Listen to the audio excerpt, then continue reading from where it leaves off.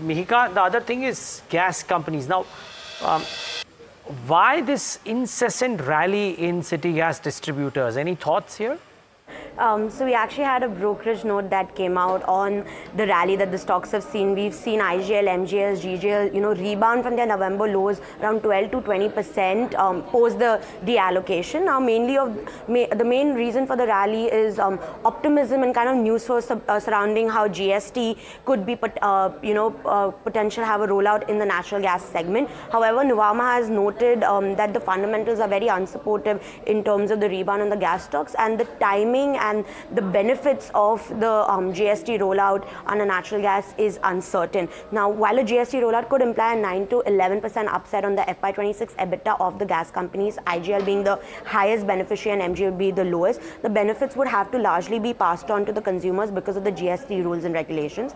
And they say that investors are currently not looking at the profit plunge of the which would be attributed to the domestic deallocation that the gas companies are seeing. They expect a 1 to 3 rupee per unit margin reduction for gas companies in Q3. That implies a 17 to 44% quarter-on-quarter decline in the EBITDA margins for the gas stocks. They also expect Q4 of FY25 to be under pressure for IGL, MGL and GGL because these companies will be reworking their gas sourcing contracts and to firm up their longer-term contracts in order to, kind of cushion the impact that the deallocation would cause. And while CNG price hikes that were undertaken by the companies in November and is furthermore expected, could kind of offset the impact of the deallocation, the volume growth story would then be at risk because it reduces the competitiveness of CNG prices versus petrol to diesel.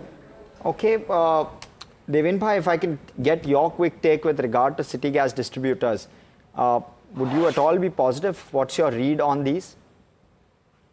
So in the near term, I think a couple of points I think one can probably add on, and I'm not too sure whether I think they are getting justified with the valuation. But on one side, I think you are seeing the larger amount of footprint I think coming in for most of the CGD companies by way of acquiring the new customers, by way of adding the new volume, that is new supply getting started. So that probably remains I think a positive factor as I see it.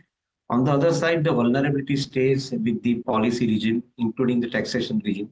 And that's where probably I think one is not completely sure as to I think how exactly this volume-led growth would be supported by the policy-led initiatives.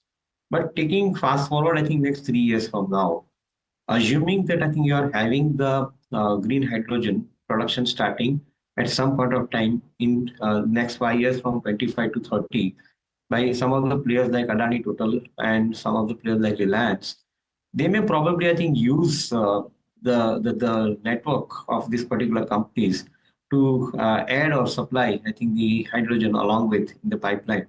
And that's where probably I think you're likely to see the larger amount of role play going forward. But as I said, I think in immediate terms, maybe I think we are talking about the futuristic kind of a game plan that these companies would assume.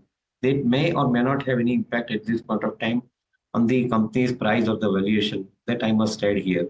We are not completely sure about the valuation for these companies, though we like the volume-led growth coming in some of the larger players like Adani Total, among others.